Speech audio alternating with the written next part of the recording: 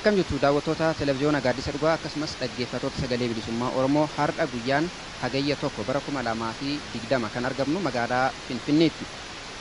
Guyyaa har'aa kana hogganoonni adda bilisummaa Oromoo olaanoon Hayyuduree adda bilisummaa Oromoo Jaal Daawud Ibsaa fi itti aanaan Hayyuduree adda bilisummaa Oromoo Jaal Araarsoo Biqilaa erga ganama hojii idileetiif waajjira muummee Gullalleetti argamu seenanii booda humnoota mootummaa kan nageenyaatiin waajjira baafamanii gara mana jireenyaa isaaniitti deebifamuu dhageenye. Maaltu maal ta'eetiif hogganoonni dhaabaa waajjira dhaabaa yookaan waajjira adda bilisummaa Oromoo Gullalleetti argamu baafamanii gara mana jireenyaa isaaniitti akka deebifaman kan taasifaman. Kanaan alas waajjiricha namoonni gara waajjiraa kana seenuu akka hin dandeenye humnoota poolisaa fi nageenyaatiin dhoowwamaa akka jiran ofii kan keenya hubannee jirra naannoo sanatti argamnee jechuudha. Akkuma hundi kan keessanuu dhagaa turtanii fi hordofaa turtan dhuma baatii adoolessaatii jalqabee hanga guyyaa har'aa kanaatti walgahii adda bilisummaa Oromoo waajjira adda bilisummaa Oromootti gaggeeffameen walqabatee odeessa adda addaatu deemaa ture. Dhimmi kun dhimma dhaabaati. Murtii karaa dhaabatiin karaa koree seeraaf to'annootiin murtiin hanga kennamu hogganoonni dhaabaa fi miseensonni dhaabaa hojii idileetti bobba'uu qabu jechuudhaan koreen seeraaf to'annoo kan adda bilisummaa Oromoo ibsa baasuus gabaasuun keenya ni yaadatama. Karaa fuula Feesbuukii fi sooshaal miidiyaa bifa adda addaatiin akkasuma miidiyaaleen adda addaatillee gabaasaa turani. Eegasuu hoo har'a hogganoonni dhaabaa olaanoon waajjira dhaabaatii akka hojii hin seenne kanneen seenan akka bahan taasifamuun kanneen seenuudhaaf turan ammoo akka hin seenne ugguramuun poolisa humna nageenyaa poolisaan marfamanii gara mana jireenyaa isaanii geeffamuun maaltu maal ta'eeti? Dhimma kana ilaalchuudhaan Hayyudureen adda bilisummaa Oromoo Jaal Daawud Ibsaa fi itti aanaan Hayyuduree adda bilisummaa Oromoo Jaal Araarsoo Biqilaa waloon ta'uudhaan ibsa laatanii jiru. Guutummaa ibsa kana akka ta'anitti isiniif dhiyeessina. Hordofaa. Gaarii asii yeroo darbe nageenya keetii fi mana turii jedhamuun walqabatee sana miidiyaaf ibsineerraa ergasii immoo telefoonatti cuccufamanii haala dhalateen sanas miidiyaaf ibsineerraa gidduutti walga'iin ta'uu sanas haala adda addaa dhalatu miidiyaan gaa beeknu ibsineerraa anis Jaal Araarsoosii warri kaanisii amma kaleessa asiitii waan mana turuu sana nageenyaaf jedhamu sana mana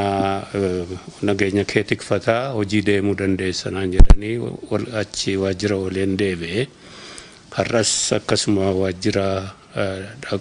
dhaqee waajjira dhaqee garuu naannoo sanatti xiqqoo ishee girgirrii poolisii dhalatee isa kana keessatti amma achitti nagaama waajjira dhaqeanii booda Jaal Araarsoos waajjiruma dhaqee akka bahuu jedhamee kuni wal gaafannee nuti maali sitti waamee moo attamii ka jedhu karaa isaas akka quban qabne hubadhee anis quban qabu wal gaafannee egaa amma asitti wal argine dhimma kana dhimmi kuni waan gara nuti barbaannee fi gara nuti beeknetti deemaa jiraachuu hubanne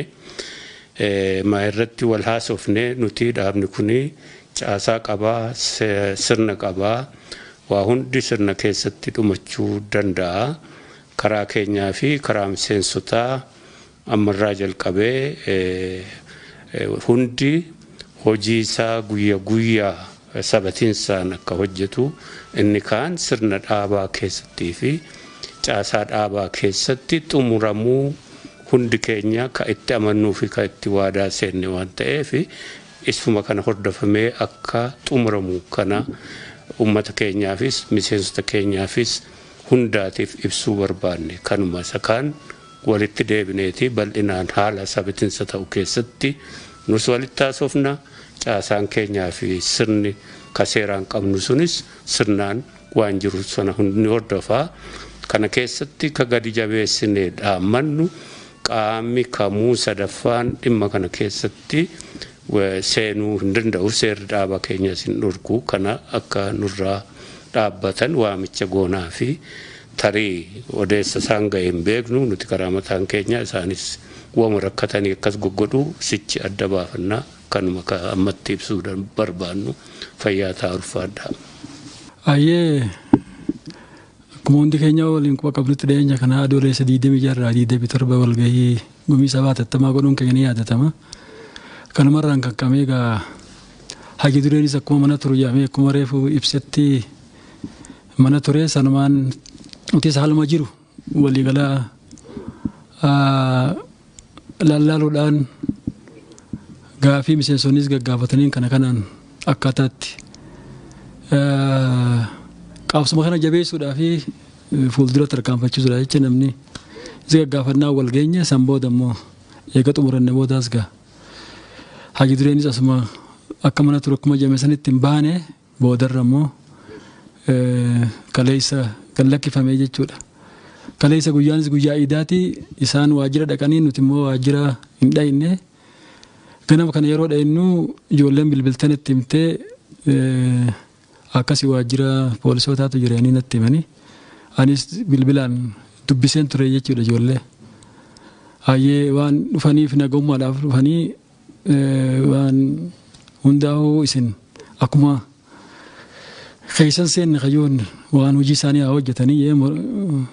mucaa akka gaafatamaa jirutti achitti itti hime sanumaan isaanis achi turanii jechuudha nagummaa keessaniif dhufna jedhanii achi booda gaa anis niin dhaqee waan dhaqu if booda deebi'ee ammattatti haalli mijaa'u jennaan tola jenneetuma if booda deebinee jechuudha.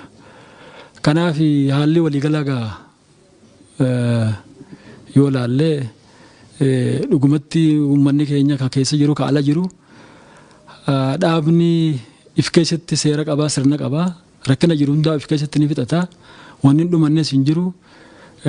sabatiinsa qabaatee uummanni keenya ka ala jirus ka keessa jirus obsaan bilchanaan fageessa yaaduudhaan waan xiqqoo tokko hunda hafarsuudhaan osoo hin ta'in akkaataa itti waan dhaabni isaanii fuula dura ibsa kennuuf qajeelfama kennuuf eeggatee nagayaan